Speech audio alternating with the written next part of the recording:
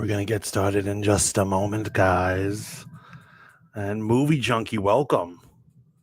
Oh, Movie Junkie thinks it's dull and boring. We're going to get right into that in a minute. In just a few minutes, we're going to start. It's going to be a merry old time.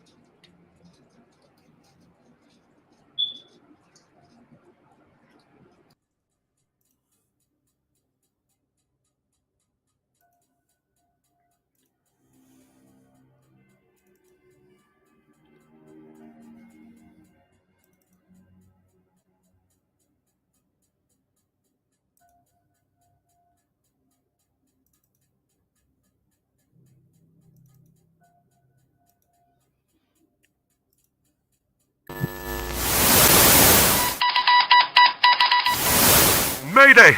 Come in!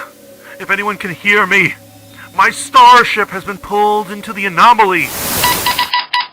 I find myself in a strange new world. It is a world with no sun, no stars.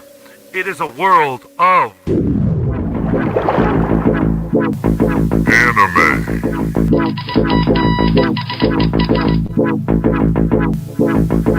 Comics.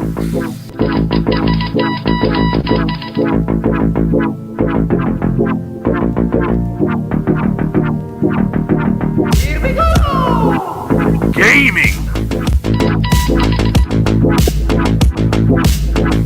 Movie.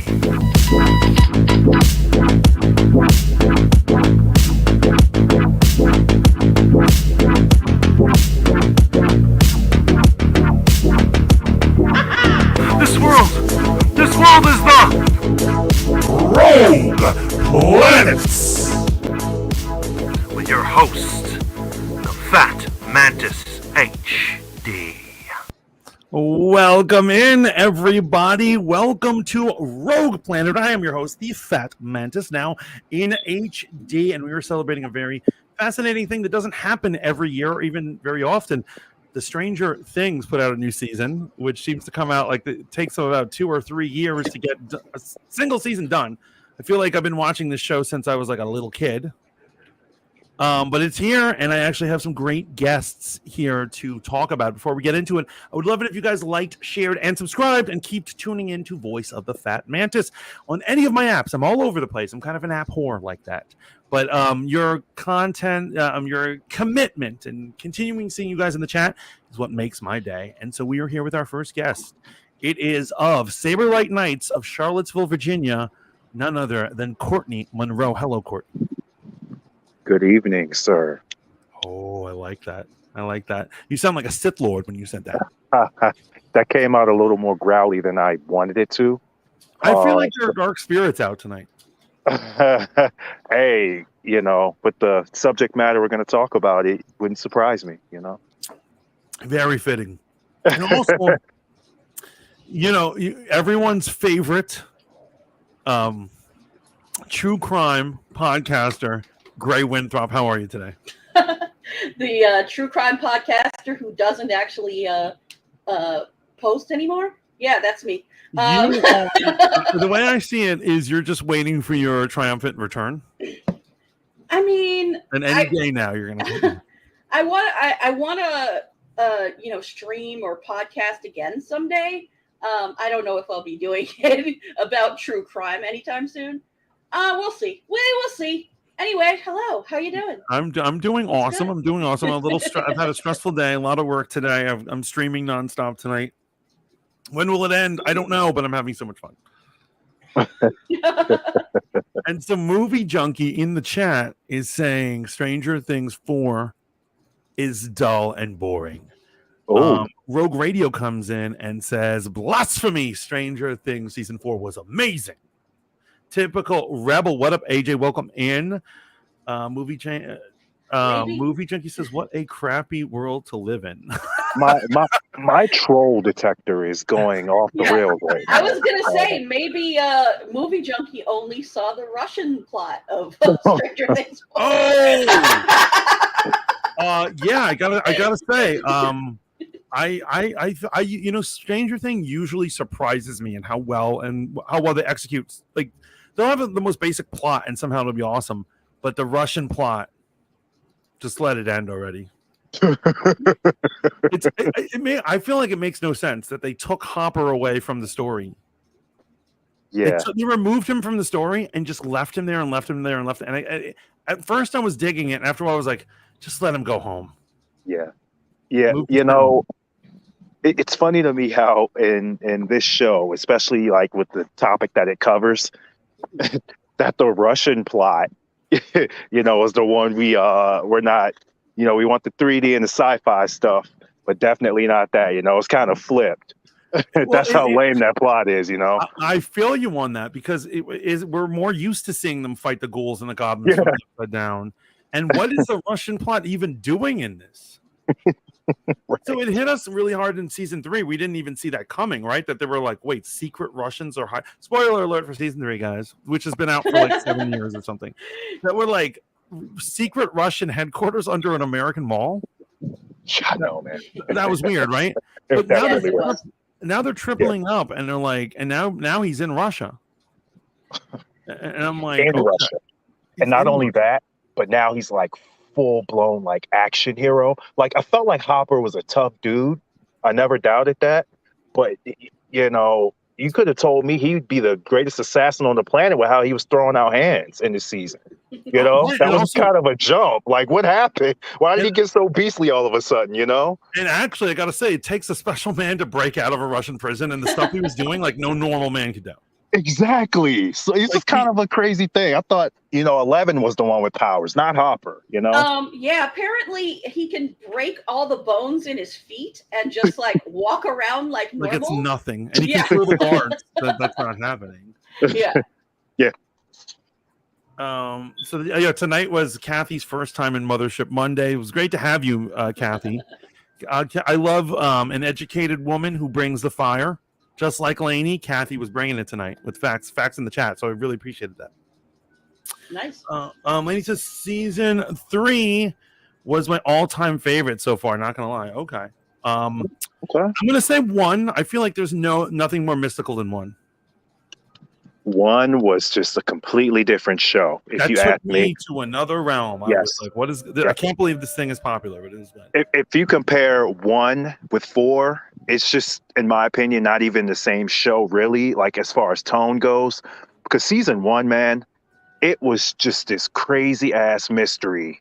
Yeah, that it, like, and the way that they wrote the entire plot of that season, it just wrapped up so beautifully. Even when we get the baby Demogorgon, it gets puked out. We get like a little hanger at the end because, of course, with a mystery, a good tale, you want to leave something. But they wrapped that up so good that, I'm gonna be real, I feel like they could have just left it there. Yo, you know what's funny that you say that? Behind the scenes info for you guys. Originally, Stranger Things was going to be an anthology, and every season was going to have different actors and a different creepy story. Wow. But people loved 11 and her gang so much that they were like, we can't leave these characters. Yeah, Are you serious? I didn't know that. It was super popular. Netflix probably gave them a bunch of money. It was set to end, and they were just going to have different actors, different creepy stories. Every season, a different creepy story. And it was, they blew up. Like 11, that actress, like people were just dying for her. Yeah. which was crazy because I think she's great, but like I don't know. Not that great. It was a pop culture phenomenon. One, yeah, and I would say it's not fair to compare. Even though I already dissed the Russian plot, it's not fair to compare a half-done season to, the original season yet, because like Stranger Things has 4 more hours left. Right. And so, I mean, what Courtney's saying about is the mutating of shows. Shows as they go along always mutate and get weird, right? Yeah. Mm-hmm. And so, like, think about it. Like, I think, like, me and Gray are big American Horror Story fans. Mm-hmm. It could be argued, although I wouldn't argue this, but I understand people who do, would say that the first season was by far the best ever. And sometimes shows just never live up to that first season. Like, I would say Lost, the show Lost, could never lived up to that first season. Oh my God, Lost. I'm not a huge Lost fan, but I would say it's a perfect pilot. And yeah, the first season is amazing, but then it just drifts off. Twists and turns. It was blowing my mind. And then after that, every time I watched it, I was chasing that high. It was like heroin, and I just wasn't getting there. So getting back to Stranger Things, I think what's so great about the first season is that it's completely self-contained. Like, unlike Lost, everything is answered, at least to our satisfaction. I mean, yeah, it doesn't explain the upside down, but we get, basically we defeat the bad guy, Will comes back, the status quo is brought back to what it was, originally. And it was a very good one and done story, but they had things to talk about if they were going to go back to it. So I think that, things like Lost, if you don't deliver on some of your promises from the first season immediately in the second season, you're going to lose a lot of your audience, or at least you're going to lose everybody but the fanatics who were very disappointed by the end of Lost, Yeah. I would say that because the first season of Stranger Things was so self-contained, the characters are taking turns that we were not expecting, right? Right. And I think that, Gray, you have some theories about certain characters, and I would love for you to share them with everybody. Because you said, Gray said something about certain characters that I was like, what? You think? Well, I have ideas about where things are going to go. First off, did you want me to just say Will Byers is gay? Because Will Byers is gay. Everybody knows he's gay. Yeah. Oh, yeah. Are you ready to hear what a naive fool I am? I thought he had a crush on 11. Oh, my gosh. No. I watched that whole thing and thought he had a crush on 11. And you could just tell, man. When Gray said that, Gray was like, no, she has a crush on Will. On Mike, I was like, wait a minute. And then they had the pep talk. Everything just looked different. Yeah, when they had the pep talk, and he's giving them relationship advice, dude. It's right there, man. It's right there. Well, okay, so we have the the scene where in class where the girl tries to do footsie with Will, and he is like, ugh. Girl, no. I admit in high school I didn't like footsie either, so I can understand that. And then also Will is walking into school the next day with his science project, which is for Alan Turing. He's like, I didn't catch that. Alan Turing is a great scientist. I didn't think. Oh wait, he was also a closeted homosexual. Yeah, he's a. That was the reference, right? Right. That's funny that he chose that, and you had to point that out to me, and I was like, "Wait, yeah, he wasn't it?" Because I knew he was like a computer. It was a computer AI guy, right? Right. And then suddenly you're like, "Yeah, but he was also closeted homosexual." That's the symbolism of it. I was like, "Oh my god!" So I'm Mr. Naive here. Like I don't know what's going on. So I mean, yeah, this is they're 15 now. They've gone through puberty. I think it's time to let Will come out. But this goes into one of the theories that I think you wanted me to talk about, was that Will is probably going, thank you, public, by the way. I know gay people. I know gay people because I am an LGBT adjacent. That's what I would call myself. So, all right. But so what I would say is that Will. Happy Pride Month, by the way. Thank you so Yes, much. sir. Yeah, so I am okay, so I'll just say it. I'm a bipan person. And so yes, it is my month too. Okay. So but thank All you. right. Um but I mean, you guys have to know I love women so much and I talk about women so much. I Hey. think that it's not that hard to guess about me. Yeah, I wasn't gonna say I anything. mean, I feel the same way. I'm the same way, Greg. Don't even sweat it, baby. No, I wasn't gonna say anything because I didn't think it was my place to say anything. And when you were acting like you weren't, I was like, okay, that's No. I mean, I don't think I ever act like I'm not. I just don't here's the thing. I don't Oh. talk about it a lot in real life because I don't date anybody. So it's like, what do I have to talk about? But if you see me like in fandoms and stuff, I'm always about the women. It's very obvious. If you see me like online, it's like, oh, that girl's like, she's got, yeah. Anyway, Well, let's get back to this. real quick. I think Degrassi, The Next Generation, is some of the best. Yeah. Coming out of the closet, or living with that challenge when you're a young person stories ever. Mm-hmm. And so they had originally Marco, and Marco had like, almost a standard coming out of story where he's like, he tries to go date a boy and he gets jumped and he gets gay bashed and it's all this horrible thing. And it's almost standard. It's almost like standard. Yeah. And then they brought a different character on, and he's on the football team, and everyone keeps asking him, "Are you gay? Are you gay? Are you gay?" Yeah. And then he finally blurts out, he's like, as if you feel entitled to have the right to know, because it's none of anybody's business. Yeah. But I will say, over the years, I've been friends with a lot of gay men, and there's been I get along with gay men so well. And like, there was a point in my life where I kind of had an epiphany. I was like, wait a minute, there's a reason I get along with gay men so well, so like it's one of those things. So when supposedly you guys are not supposed to get along, but no, I think that even from the beginning, like, my love of Madonna, my love of soap operas, gay men. Everybody loves Madonna. No, nowadays. Not lately. Oh no, or not lately, because she's an old mummy lady. But I mean, when she's young. But if you want to talk about Madonna nowadays, you have to find a gay gentleman to talk about Madonna with. But anyway, getting back to Will Byers. Yes, Will Byers.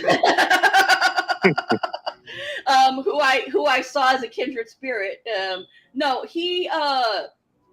I think that he's going through what they call in writing a crisis point.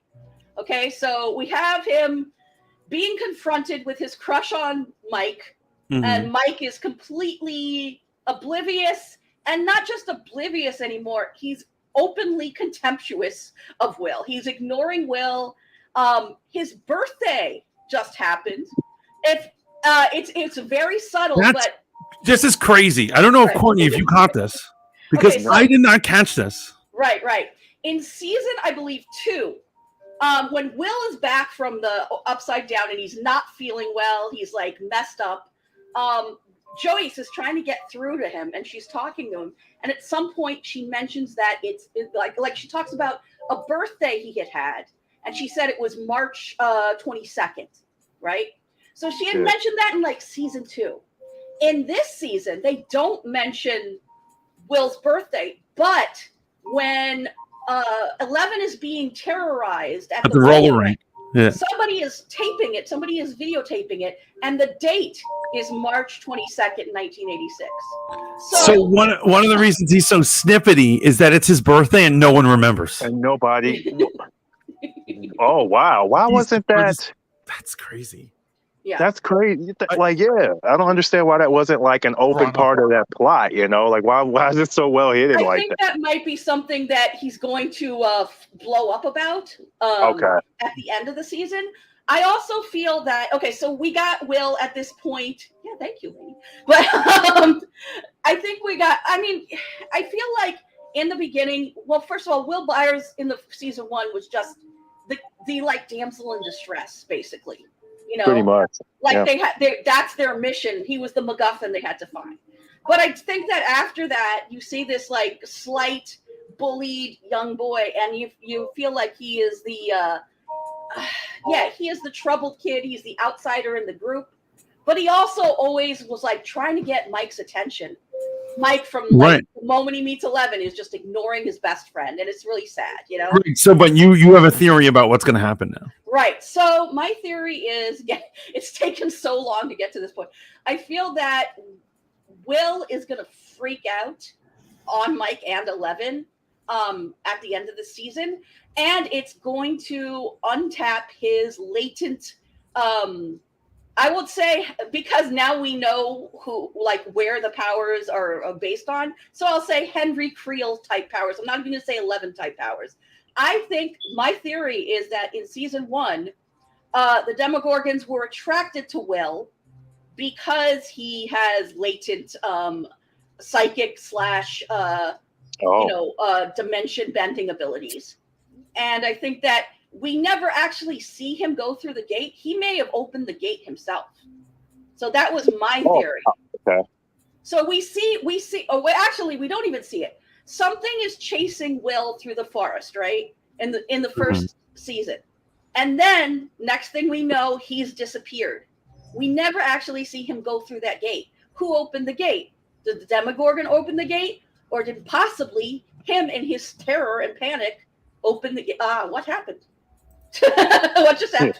Are you okay? No, we're good. Okay. I saw the screen. I was like, what? But so that is my theory, is that Will has powers. Remember, 11 got her powers through the MK Ultra, type experiments, but Henry Creel has natural powers, which opens up the possibility of other people having natural powers. Right. They've definitely flipped the script now that they've allowed. Now that you realize that you don't need to have government experimentation to have powers, they're trying to copy kids who have natural powers. Right. That any one of these kids could be like immune. Yeah. Oh boy. So I always have felt that they were going to go somewhere with Will is special. I thought that I was kind of confused at the end of season 1, because I honestly felt like, we see that 11 is like this superhero, but I thought something was going to go on with Will. And then he has the bond with the Mind Flayer. That's another thing where Will is special. Will has a connection to the Upside Down, but it's like, why? But what else? Because you had brought this up. So he's closeted. He's ignored. His best friend, possibly love interest, is like shitting all over him. No one even knows his birthday. His mother goes off to Russia for her boyfriend and is more interested in that than him. Right? Where is this going to lead Will? You'd suggested something. My suggestion was that he was going to become like an apprentice to Vecna in some way, because like a villain. You were saying he was going to fall to the dark side. I mean, that's Dark Will is where I'm going with it. That Vecna wanted an apprentice. He didn't want to be alone. And here's another kid with powers who was, feeling neglected, feeling alone, and possibly freaks out and causes things to happen. So I think that that's a very strong possibility, at least in my mind, for what's going to happen next. What are you thinking? Courtney? You think it's possible? I do think it's possible. They are kind of giving, the shaft to Will a little hard. This is kind of going sideways. But I'm just saying, like, Will's going through it, and it's just been getting progressively worse. Yeah. So I could definitely see that outcome happening. And actually, I would like that to happen, actually. The whole thing started with Will, why not end it with Will, Right. Yeah. I think that would be like a nice progression through. So, no, I think that's very plausible. I could see that. Anyone got any other theories? Predictions. So what else did I predict with you? Because I had a lot of predictions. You had a ton. Yeah. Oh, you're drawing a blank now that you're on my show. Yeah, I know. I had these ready earlier. But I think because I was talking so much about Will, sorry. But so let me think. I do think that somebody is going to die at the end of this season, going into 5. One possibility, of course, is Steve, because he was bitten, right? Mm-hmm. They've got the renewed love thing going on with him and Nancy, but it's possible that they're not gonna, force her to choose. He's gonna do something heroic, sacrifice himself. Maybe he'll get trapped in the Upside Down. Everyone's getting trapped on the Upside Down. They shouldn't stay with that old chestnut. Well, I just have a feeling that poor Steve, I love Steve, man. I do love Steve, but I was kind of disappointed that they were going back to the Steve and Nancy love triangle with Jonathan. And I'm thinking the way they're going to resolve this is just have Steve do something heroic and die. That's one possibility. Yeah.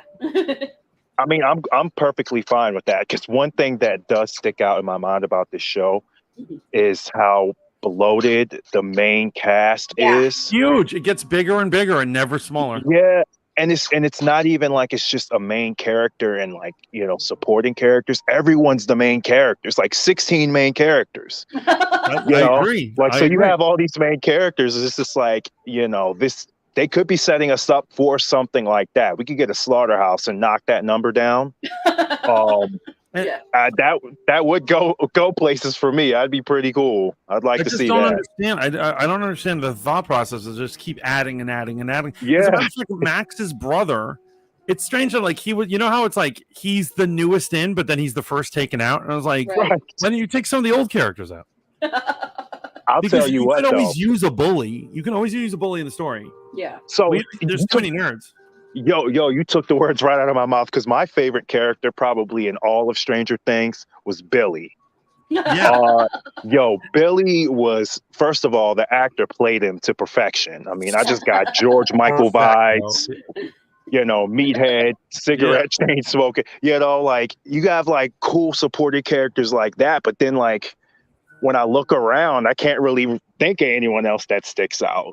So why bloat it so much? And it's actually so funny that you say that. And I was worried for Max, because I have to actually say I love Max. She's wonderful. Yeah. And so I had a theory about the Upside Down. It's actually like a metaphorical theory, which they're probably never going to touch. But I took Max's storyline this season to be about suicide. Oh, well, I think that I could definitely see that.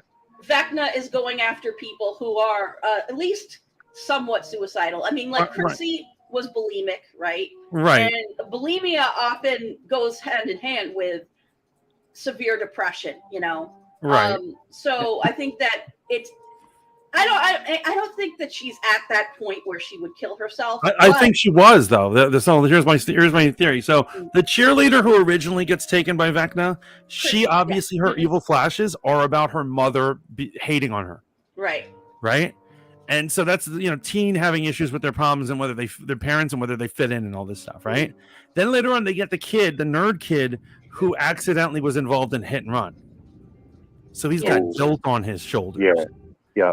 And then when Billy gets chosen and she gets pulled into Vecna's realm, he says to her, when we took Billy, the truth is deep down inside, you wanted to follow him, didn't you? Yep. And then later on, when she's trying to fight him, the thing that gives her the strength to fight is them playing her favorite music and her friends chanting that they love her. Yeah. And so I think that what gives Vecna kind of like his power is that like these people have to allow themselves to get killed by him. Like he's Freddy Krueger or something. Right. There were multiple Freddy Krueger analogies connections to him, right? Yeah. Tons.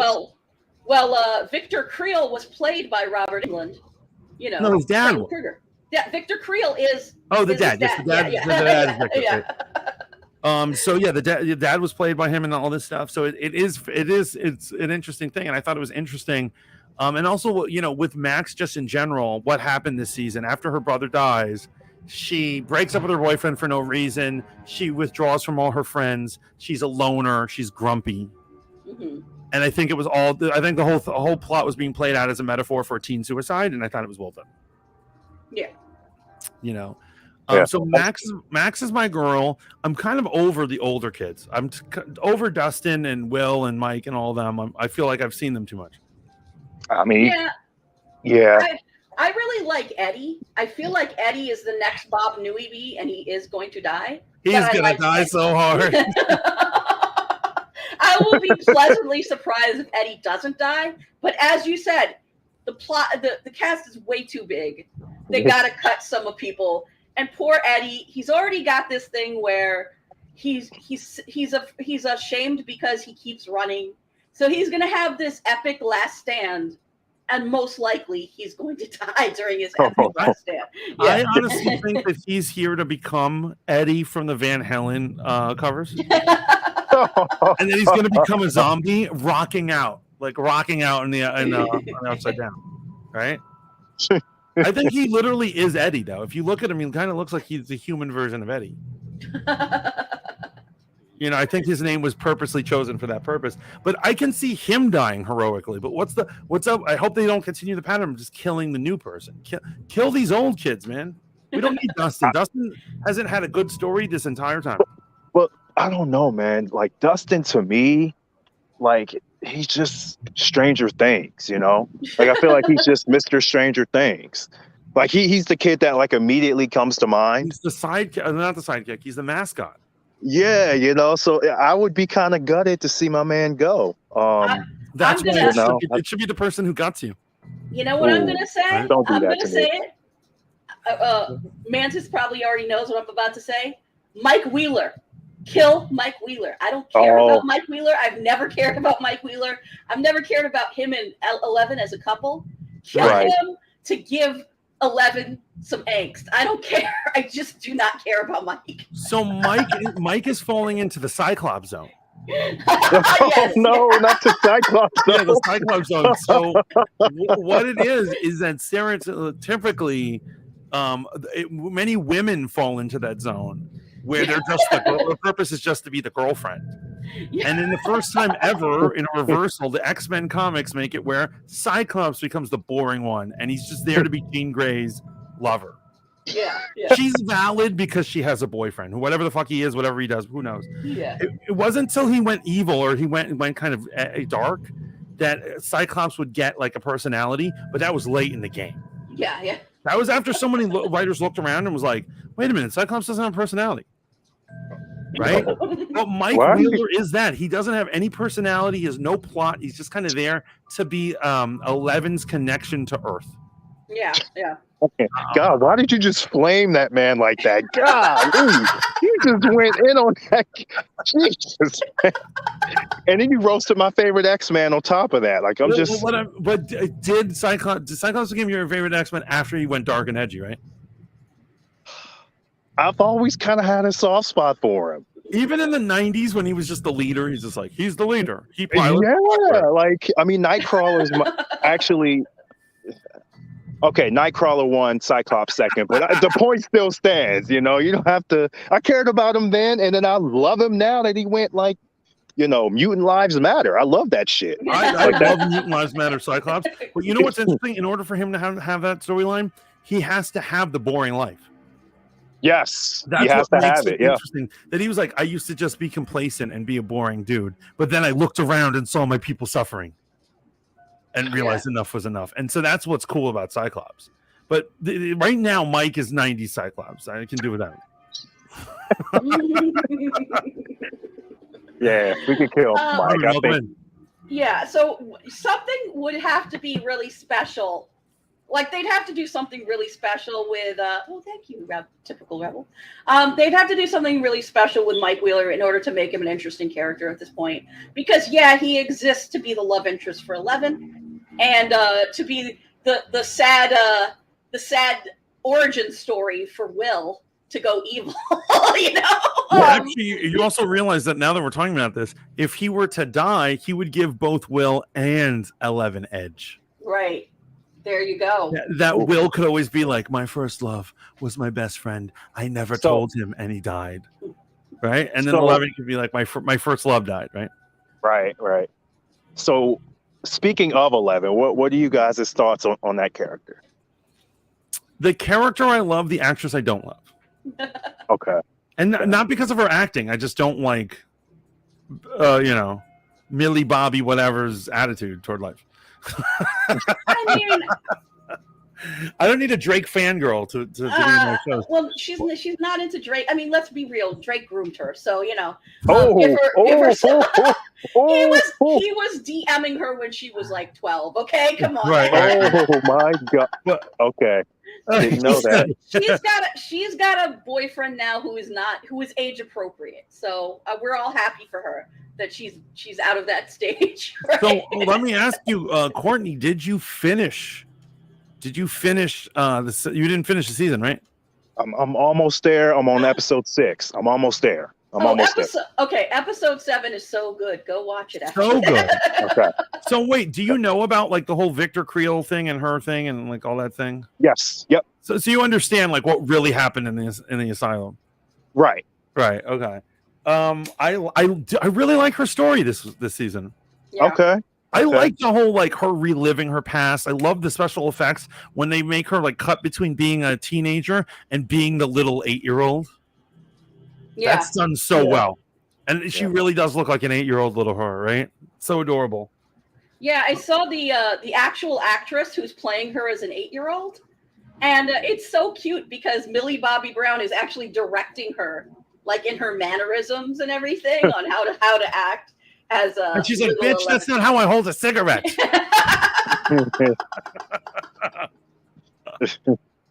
I'm here's what it is. I'm into 11 as a character. Yeah.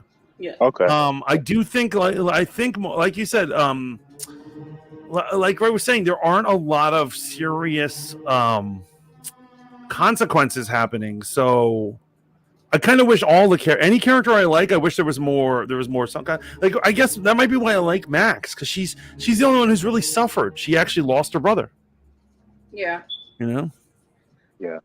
I mean, I think it's interesting that Nancy was the next one because we didn't realize that Nancy was like that far gone that Vecna could get to her. Right. But it makes sense because she is one of the other few members of the crew who has actually lost someone they cared about in Barb.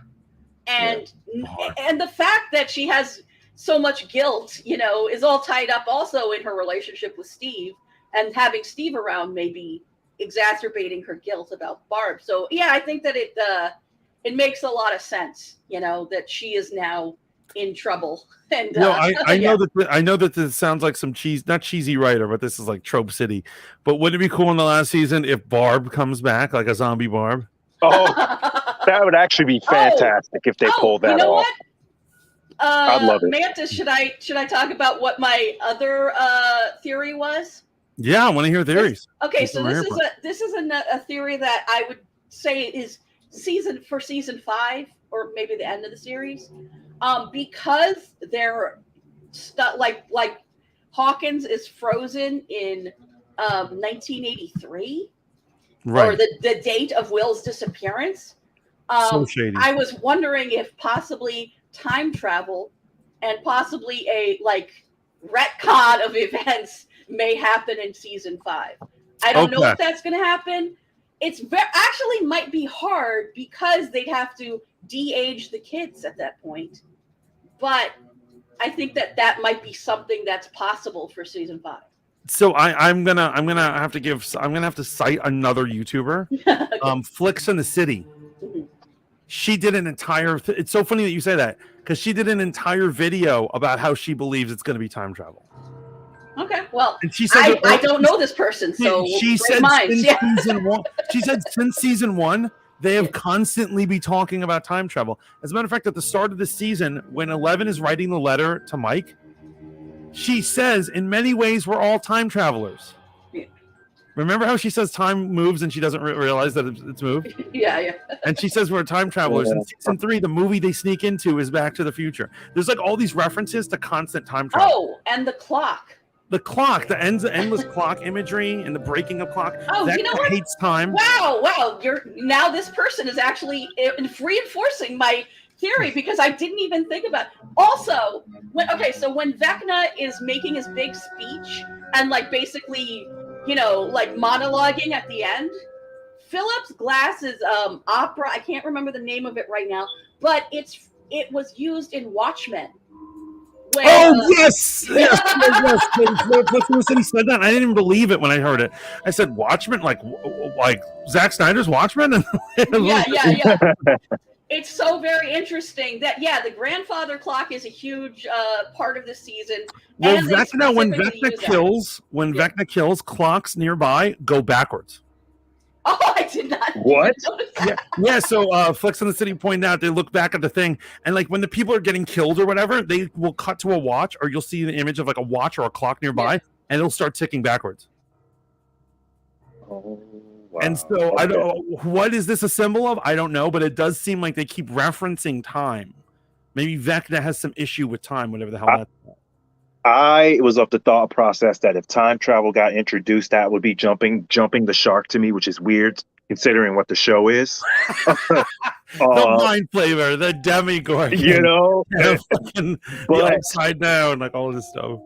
But with all of that getting like just kind of poked in there subtly, maybe it is plausible, and it wouldn't suck as bad as I think it would suck.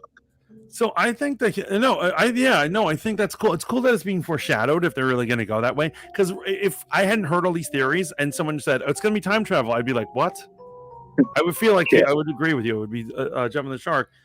But the question is, I really would hate. And Flicks in the City said this too, that they would hate that if it became like a Star Trek episode where at the end they stop 11 from ever going to the Institute, and then like the world is fine, and they're like, it was just a dream. Oh, don't. They better if they do time travel, they better not do that. Please don't. You know me, I'm all about the consequences. And so I don't want the last, like, it's supposed to be like 4 or 5 seasons, but really it's been like a decade to go to hell, to go to waste, right? Yeah. I just feel like they take forever on these seasons. Am I wrong here? No, I mean, they definitely do. I don't know what the holdup is, but with Netflix in the state that it is, I'm sure they'll pump it out faster. Well, this is one of their only profitable joints right now. You know about the cost of this season. This is crazy. Each episode was $30 million to make. Hold on. Season. Each episode was $30 million a piece? Yeah, that's what they cited as. That's expensive. I mean, when you look at it, I don't see where it's spending. They hang out in high school all day long. How expensive can it be to rent out a high school to film in? Right? Yeah.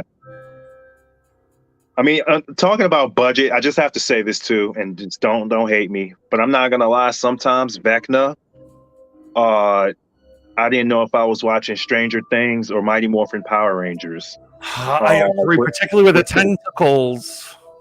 Yeah, sometimes really fake. Like there were wires. There were wires made with like slime on them. Right. Like he's not trying to tentacles. I was like, that does not look like a real creature. Not trying to sound like a hater, but it kind of took me out of it a little bit. And yeah, it's getting a little, I guess, more superhero-y for me than I want. Because again, going back to the first season, that was like a pretty well-crafted mystery horror story. Mm-hmm. And then now we're at the point where like 11's just kind of like a superhero, and they have like a literal big bad that they're taking. I don't know. Like, can you hear me now? The progression into it. Okay. Awesome, yeah, we get it. All right. Okay. So wait, hold on. The progression into it, this was rough, So you know what's interesting? This is the first time Stranger Things has a villain you can actually have a conversation with. Like all the others have been not mindless, but been creatures, right? Right. Like you can't really rationalize with a Demogorgon or a Mind Flayer. They're just assholes, right? And so I found it interesting that they had one that actually spoke and had motivation and let himself be. You know what I mean? Oh man, I gotta say, on Twitter, all the Vecna is hot tweets are giving me life. I know. That makes me want to not be in my life. But Courtney has not seen episode 7, so he doesn't realize why everybody is thirsting for him. My! If you would have told me people would be thirsting over Vecna, I would have called you a damn liar, but here we are. But, honestly, I think we live in an age where everyone's gonna get play, even a deformed villain. Like some of those Mighty Morphin Power Rangers monsters, I would get with. Oh God. Scorpina was my jam, man. She was Scorpina. She was a or what is it, Toxima or whatever, and there's a bunch of one. Astronema. Oh, Astronomer. Oh my God. Yes. Oh yes. But I remember Astronomer. We're straying, but I love Scorpina when she's like a spoiled princess and she gets kicked out of the kingdom, and then she has to carry the luggage like through the desert, and then she meets like a kung fu master who's a monster, and he's like training her and stuff. That was amazing. Yeah. That's wife right there. Yo. Wifey lifey, Scorpina. But we digress, seriously. Yeah. But we give it a thing where everyone is standing some of these fools, right? Everyone's getting some love. Oh yeah, a lot of Eddie love too. I can see that. Interesting. He's a very charismatic guy. I'm straight as an arrow, but if I was a chick, I'd choose Eddie. It's interesting because, like, if you see him with, like, in real life with short hair, the actor Joseph Quinn just looks very like normal, and like I wouldn't pick this guy out of the crowd. But I've never seen him in real life. Right, he's very bland looking, but when you see him on the show, I guess it's charisma. Like, he's like a very strong personality, So it must be good acting, man. Yeah. I'm trying to think what else is going on. So I think time travel is definitely on the table. I think Will turning to a villain might happen. Yeah. Who will die? I think you know what it is. Is it Steve that you guessed? I guess Steve, yeah. I think that's a good guess. Unfortunately, I think that would be a weak play. I think they need I'm hoping it's someone like Dustin. Yeah, like we need something with strength, with some power. Yeah, no, make it Mike, legitimate. Oh yeah, Mike, legitimately. And that would help propel both Will and 11, right? Yep. I'm trying to think what else. And honestly, at this point, I'm so sick of Hopper in Russia. I don't care if he dies there. Honestly, what I want is at the beginning of the last two episodes, because they're like 2 hour each episodes. Mm-hmm. At the beginning, I want them to like get on a plane and go home, and then we don't see them again for the rest of the 2 episodes. Oh, maybe I need to be a hater. Whoa. Maybe I need to be the hater. Wouldn't mind if Winona Ryder died. Oh, that's a controversial one. Now this is something we can get into now. She doesn't do anything to the story, though. Right. Here's the thing. In the first 3 seasons, Mantis and I have talked about this. Joyce Byers this season has been turned into a monster, basically. She is a horrible mother. Yeah. She is a horrible mom this season. Doesn't make her character motivation. I'm sorry. Yeah, she loves Hopper, but I would have never taken Joyce Byers to be a mother who would abandon her kids the day before Will's birthday. She loved Will so much. How the hell would she leave Will and go to Russia the day before his birthday and not say anything? Oh my God. You're absolutely so right, because in the first season, this is what I loved about the first season, and it kind of went away. But in first season, you saw the struggle of a single mom. This is a woman who worked at a supermarket and was pinching her pennies, and she was at the same time trying to find her son in another dimension. Right. It was like it was like almost like out of like Close Encounters of the Third Kind. The mom obsessed with getting him back. She was such a great mother. She was a heroic mother. Yeah, she was like a Roseanne crossed with Sarah Connor kind of thing, And now she doesn't. Oh my God! So she leaves for Russia. Doesn't know that 11 gets arrested. Doesn't know that it's Will's birthday. Leaves these kids to their own devices. She get kidnapped by the FBI or the government or whatever, whoever they are. What gets me is that she does not like she's supposed to be 11's mom now, and she hasn't been paying attention to the fact that she's being bullied in school. Tormented. Yeah. She's dressing like a hobo. I'm sorry, but I would have never let my child walk out of the house dressed the way 11 was dressed when she goes to meet Mike at the airport.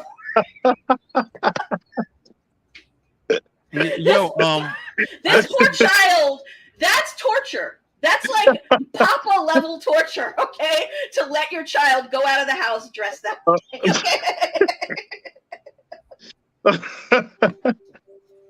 So yeah, Joyce Byers has been turned. I mean, what's the opposite of a like Flandersization or whatever? Basically, she's been turned into a monster. You know? Yeah. No, absolutely. So we speaking of 11 and her bullying situation, it's funny that 80s movies and 80s content always make bullying look like it was way worse.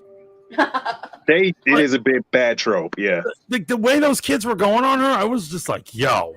Is no one gonna step in? And I was very upset that Mike didn't like start knocking people out. It was really Mike. Mike should have been the one knocking people out. Mike's a bad boyfriend. They set up a thing. The DJ's playing music to make fun of her and putting a spotlight on her while people literally are on roller skates, laughing at her and mocking this poor girl. That is OD. Yeah. If I was Mike, I'd be taking roller skates to people's heads. Yeah, you're right. Mike is a bad boyfriend. Holy shit! Joke, man. I didn't put filming it. Yeah. Oh my god. I would take that camera away, and you know what I would do with it. Turn it sideways and shove it straight. No. Okay. But what do you think? Do you think that 11? Is it possible she was justified that what she did to her bully? Oh, I wanted to do that to the bully. Hell to the yeah. That's exactly what needed to happen. Yeah. That's how you deal with that. She handled it beautifully. Another way that Mike is garbage is that he looked at her like she's the monster. I would have given that girl a high five. Yeah. You know what I mean? Absolutely, man. Yeah, she's lucky she didn't have powers because that definitely would have went sideways. Also, I gotta say another thing. Jonathan, another one, has the weed like totally destroyed his brain because he is not. I mean, like other than like a few like concerned glances at Will, he seems completely out of it. Wait, that's that's the older brother. The van. Yeah, the older brother of Will. He's that's just there. And this is the problem. I don't know. The stoner friend with the pizza van has he has more of a presence this season than Jonathan. Right about that. He does. He has got more lines. He actually has lines that actually have to do with the plot. Right. John has nothing going on. And so this is actually funny. Me and Gray were talking about the series as we were watching it. And Gray's like naming these people. And I'm like, who is that? Who is that? And the problem is that all these kids are just a bunch of, no offense to anybody, but they're a bunch of white kids with white names. Mike, Will, Steve, John. You know what I'm saying? Like, they just go on. And I'm just like, I get them all confused. I still kind of do. Yeah, it's very white bread. You're right, man. There's it's Billy, it's John, it's Mike, it's Will, it's fucking all the shits, man. Come on. The reason why you should have a diverse cast is so they could switch out the fucking names once in a while. There should be a girl named Imani or something, and a brother named Kayvon or some shit. So I have trouble with all the kids' names. So you got to apologize. I got to apologize if I get confused. Because when you said John, I thought you were talking about the stoner friend with the van. But it's not. It's the other one, the other white dude who blends in with the other white dudes. Yeah, Jonathan, the other end of the triangle with Steve. Because you realize Jonathan and Steve could be the same character. Well, Steve actually had more to do lately. He's friends with Robin now. But I'm saying, in terms of, they could have merged them into one character, and no one would have ever noticed. It's not like they're anyone from the beginning. Yeah, I do think that. Jonathan, honestly, has never stood out to me as like a really important character. Didn't really understand why Nancy wanted him. I mean, she could break up with Steve without having to go to the bland guy who doesn't really do anything. Yeah, a Duffer Brothers pitch meeting is like, they're like, okay, I'm going to add this new character. So he's a white boy. His name will be Josh. What's this thing? Well, he's a white kid. Goes to school. Yeah. What's his I'll name also like? say White this boy too. flip? I'll also say this too. Maya Hawke's character, I just don't care anything about. I don't even remember the character's name. I just know she's Uma Thurman's daughter. I don't Right. even know what. So there's some Wait, characters that I know because of who they are. She's one because, right, you're right. She's Uma Thurman and Ethan Hawke's daughter. Yeah. And the reason why I know Steve is that he's in that movie that I love. I got to recommend it to everyone in chat. What is it? What's the horror movie I was going on about? The social media movie, is that what you're Yeah, but talking it's about? he's like an Uber driver, horror movie. But he's a YouTuber as well. Oh, it's gonna kill me. You know what I'm talking about? You've described it to me several times, so I immediately knew what you're talking about, but I don't know the name. He's an Uber driver who kills people, right? Yes. Is that what's going on? Okay. Joe Curie was in Spree. Okay, Spree. there you go. Check out Spree. It's an amazing horror movie from 2020. Okay. Where he's a YouTuber. He's basically a YouTuber who's a failed loser YouTuber, but he's also like an Uber driver, or he's a Spree driver, fake company, right? You know, now that I think about it, why is Mantis telling me about this several times? What? Why do you keep referring to this? Oh, because you know what it is? They mimic the struggle of a YouTuber. Yeah, right. They do it so well. When he's just like, and you actually see him in confessionals, he's like, I did 12 videos this week, got 1 new subscriber. That is exactly how it is. Mantis is empathizing with this guy a little too much, is what I'm saying. And he snaps, the kid snaps, and he's like, I know how to get subscribers. I'm going to kill people on my YouTube videos. That's so he live streams while he's That's brilliant. It's a great movie. It's a great movie. So he plays it. Steve, the character Steve, Joe Curie in real life, plays it. And that's the only. I love that movie, so I do the connection. And but if he didn't, I would just be like white boy number 7. And I actually get him and Ben Schwartz mixed up. No, they do look alike. That's in here too. I always get them mixed up. Like, they look crazy alike, man. Crazy alike. Izzy says you can call the pizza man's number on the side of the truck. Is it actually a pizza place? That'd be genius if it is. I love it when it's like that. That would be freaking genius. Like, when they have like a website and you can actually go to the website. I will say the Batman, it was kind of cool what they did on the website though. It was.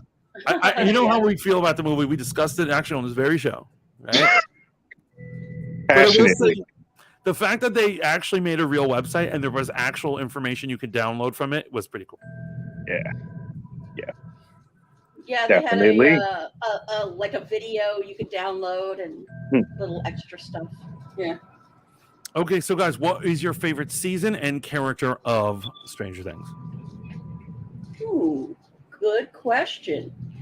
I'll go. I am enjoying 4 a lot, but I would say 1 is my favorite season just because it was like I said, I really love that it was a complete plot. 2 and 3 kind of blend together for me. 4, oh no way.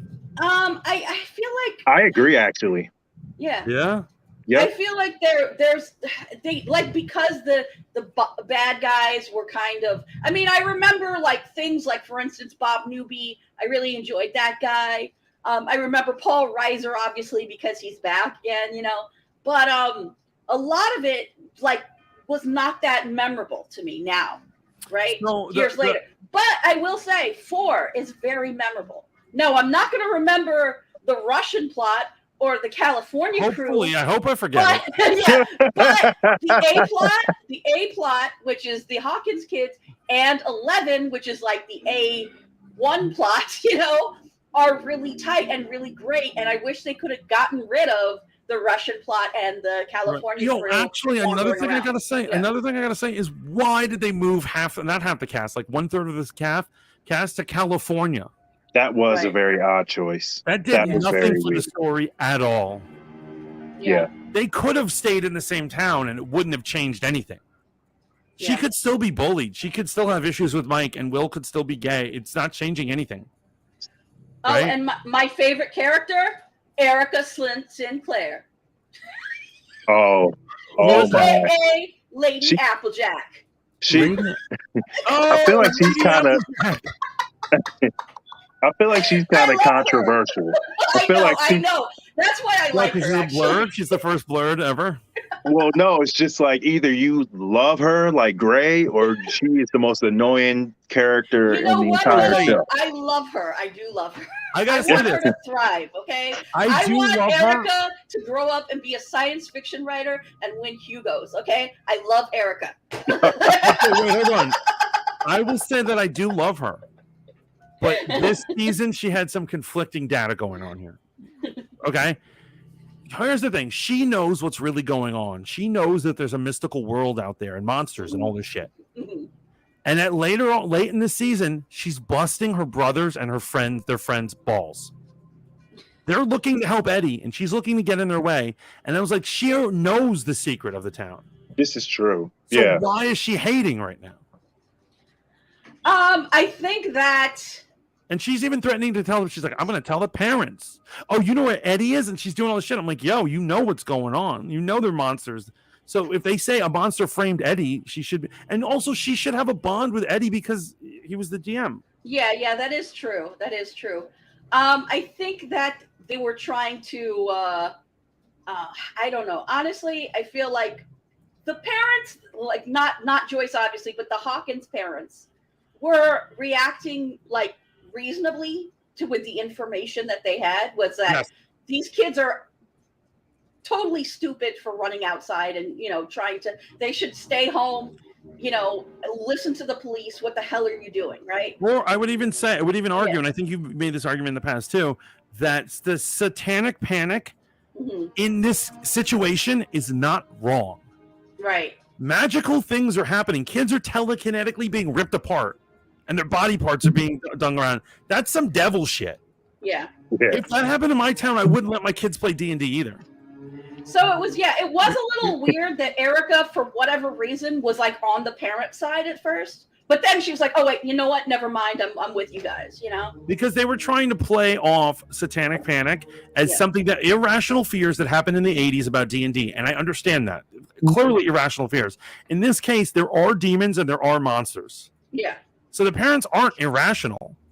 But the writers are trying to make us feel like they're irrational. But I feel like you said, the jock hunting his dead girlfriend's killer.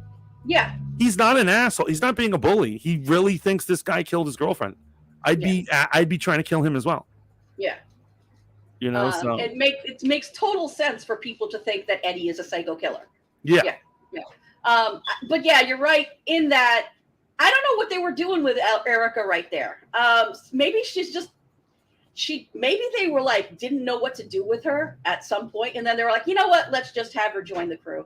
And they just wrote themselves into a corner with that little. Right. Yeah. But I would have had her totally at a certain point made her a productive member of the crew. Yeah. Yeah. They've just got too many people. That's the That's problem. it. Yeah, and another thing is I feel the plight of her brother. I love her brother so much, and I understand what he's going through. Not that I was ever, the captain of a basketball team. Yeah. But like he's growing into his own, and his old friends don't really understand that. And I like Not trying to let him go. Yeah, it is an interesting plight that he's dealing with. I kind of like his subplot quite a bit. The more I think about it, that was a pretty good one. Yeah. But so Courtney, what is your favorite season, and who is your favorite character? All right, so favorite season is definitely season 1.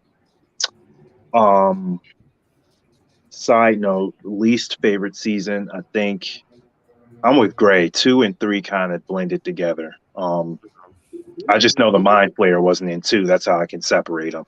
But season 3 I think was probably the worst. But anyway, That was favorite the small one, right? Yeah, it was the small one. Yep, the Mind Flayer, the big meat monster thing. Mhm. Right, the rats were coming together to become a big thing. Yeah, yeah. I guess Dustin, man. And I'm not even gonna be like elitist about it. I mean, I just like the kid, the character. I think he's funny. And yeah, I just get, when you say Stranger Things, he just comes immediately to mind. So yeah, I'm gonna say season 1 as well. Season 1 as well. It just had a different mysticism to it. Yeah. After this season, Max is what, like I said, because I felt like I thought I had not predicted, but earlier in the season, I was like, is she depressed? Is this poor girl depressed? And then later on, with the things Vecna was saying to her, I was like, oh my god, this is a suicide parallel. Yeah. And I thought that was good. And I don't think many other characters have, serious plots. You know what I mean? You know what? That she did have a really good plot this season, and I really enjoyed the whole thing where she was writing letters to everybody. Right. Even because like she's had a hard life, you know. Her mom is kind of an alcoholic dick. She had the abusive stepdad, you know, but she cares about her family enough that she knows she's going to die, and she writes these letters so they don't feel bad. I mean, that says something about her character. I think it that's definitely really nice. Right. Yeah. She's That's saying huge. my letters. That's crazy. That's crazy. Yeah. That's totally like a suicidal person, right? Yeah. And so I think that she is the more adult story. And also, I got to tell you, I like characters who have tough lives and tough situations. Yeah. And so a lot of people criticize me for like Game of Thrones because like Cersei is my favorite character. This is my favorite character because she's had the roughest fucking life, man. Yeah. She may be a villain, but she's gone through some shit, man. You know, I feel for them. Meanwhile, like Mike and them, they haven't fucking found. They don't know what fucking pain is. They don't know lost. Not yet, anyway. Fingers crossed. Fingers crossed. Yeah. They don't know Lost. And also, I guess 11 too is a close second, and she knows Lost, right? Right. Mhm. You know, Hopper also totally understandable. Poor son of a bitch. He's had a rough one. The mom, until this season. Before that, I liked Will's mom. I loved her. She was a hero. And you're right. And in this season, she's just a bitch.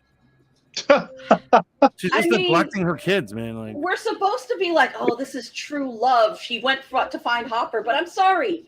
Any woman who neglects her kids, and it's 3 kids she's neglecting here now because of 11 being there too. And yeah, 2 of them are like at-risk youth, you know, 11 and well. Any mother who abandons their kids to go after a man, any man, is not good in my. And not only that, did she take out like a $40,000 loan or something like? This sounds like a Nigerian scammer plot. Okay. yes. Oh my god. You know, she's gonna put her kids. Right. She's gonna jeopardize her kids' dinner. No. The $40,000 was 11's money that Hopper had left in a trust for 11. So yeah, she was using it for Hopper, but it was supposed to be for 11 to take care that's of what her. I'm saying. She doesn't have that money to spend. She's normally poor. The story thus far has always been she's poor and she's not educated, so she doesn't have a fancy job. So it's hard to have 3 kids. Yeah. Right. And so I think Courtney's right. Like just fucking using that money, that's a stupid fucking thing. Yeah. And I honestly think Hopper, if he loved his daughter 11, so I would think that he wouldn't want her to stay home with 11. He'd be like, watch out for 11. I'll take care of her myself. Oh yeah. You know. So yeah, that whole thing that kind of falls apart, but it's still a great season. This has been a great season. Yeah. Yeah. Can't wait for the ending, man. It's July 4th, right? I guess I don't understand why they're putting out half seasons on anything. Why is that? Everyone's doing it, man. Yeah. Like actually, something was spoiled for me on my mother was watching Entertainment Tonight, and I walked by the TV and I heard a glimpse of something, and I was like, and it was about Better Call Saul. Mm-hmm. It was about someone who's going to be on Better Call Saul, a future guest star, and I was like, why did you tell me that? But you know what? That wouldn't be spoiled for me if they had just put the entire season out. You know what I mean? Oh yeah. I hate hiatuses, man. I really do. Totally lame. Absolutely. What is going on with the screen? Oh, Courtney dropped out. Yeah, Courtney dropped out. So okay. And when it doesn't automatically change the screen, you have to manually do it. And so if you ever see clips like that, and so when I'm switching between them, if you see me put up the curtain that says AFK, it's really just me switching screens and and not trying to have everything weird. Yeah. But I don't know if Courtney's coming back, but I think that probably does sum up our conversation of Stranger Things. Unless you had some more info you wanted to add. Just that I'm really looking forward to the ending. Really want to know how it ends. We should probably come back after the ending and see how how things turned out after We our do have to predictions. reconvene. We absolutely have to reconvene. It's a shame that we don't have Courtney right here because I need to reconvene with him. I wanted to invite him to an Obi-Wan conversation at the end of Obi-Wan. Oh, because he was yes. when the trailer came out, he was the person who reviewed it with me. Yeah. And Oh, so- have you seen Miss Marvel yet? I have not. Okay. Your thoughts? I thought it was great. It was better than I thought it would be. Now it is still a teen show, you know. People have compared it to Mitchells versus the Machines. I don't know if you've seen that. I have. I love it as a cartoon, but I don't know. Yeah. But there's like elements of that kind of the way the style of that. That's in there. It's fun. It's a feel good teen superhero. I saw some reviews of it, and I see people are pointing out they spent a lot of money on that pilot. Right. It's well done. It is Ton of very special well done. effects. It's very stylized, right? Yeah. It looks sophisticated in that, right? So, are you saying I should watch it? I think you should. I think you should give it a chance. I mean, it might turn to junk after the pilot. Who knows? But it's definitely better than Hawkeye. You know, It pretty much have to be, right? Yeah. It's better than Hawkeye. I would say that it's refreshing as far as most of the MCU stuff has been kind of like grimdark, other than Hawkeye, and Hawkeye was garbage. This was. You're telling me. I feel like it was tonally appropriate, if that makes sense. Also, you know, I was thinking about it today after I watched it, and I was thinking about the origin story of Ms. Marvel in the comics, right? Mhm. And I think you know the origin story. She goes to a party. It's a normal teen party, but she doesn't like it, so she leaves. And she's walking around Jersey City, and she stumbles into some Terrigen Mist, right? Right. This version of events is different, but I think I like this better, actually. Even though I'm not sold on the new type of power she has, but I actually like what happens to give her powers a bit more than the just accidentally stumbling into Terrigen Mist. Right. You know? So I would say give it a chance. It's like 40 minutes of your life, and it's pleasant. 40 minutes of my life I can never get back. Yeah, but you watch so much crappy TV. Anyway. I'm kidding. I'm being a troll right now. I know.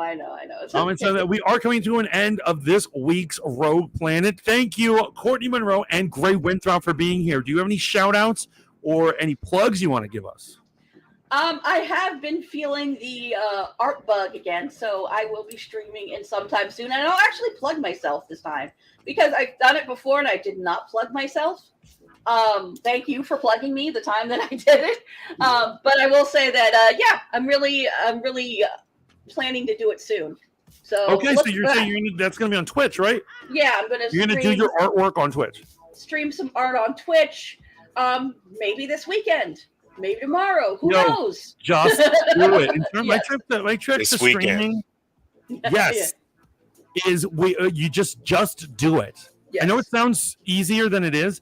Just do it. You're gonna feel good. Even if you're doing a shitty stream, you're gonna love it. Yeah. Right? Yeah. Absolutely. And Courtney, thank you for being here, man. I'm sorry we were wrapping it up while you vanished. Do you have any shout outs or do you have any plugs you want to give us? No real shout outs. Just appreciate you having me on, man, hanging out. I guess if you want to connect with me, I'm on Instagram, Shaolin Ice Boxer.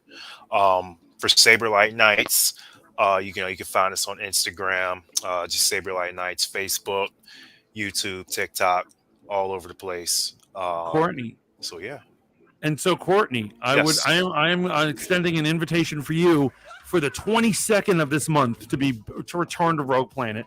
That's only like two weeks away or something. But do you know why?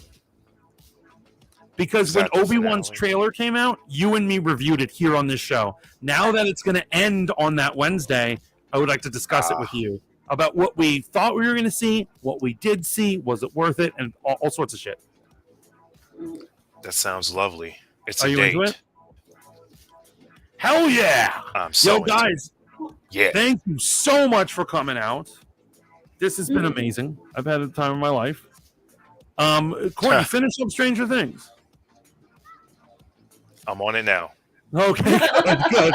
Yeah, I'm on it now. guys, As soon as we jump out. in chat, everyone who stopped by, Typical Rebel, Laney, Kathy, Public, Hannah Banana, HD, Carmen, all you guys, Izzy, love you so much. Thank you for stopping in. Thank you, Hold Up TV. And I'm sorry if I missed any of you, but I love you all. This is the Fat Mantis signing off for this week's Rogue Planet. Remember to like, share, and subscribe, and keep tuning in to Voice of the Fat Mantis and Rogue Planet for all more in nerdness. What were we reviewing? Stranger Things. Obi-Wan news that's fit to print. Until next time, guys. Ciao for now. Laters.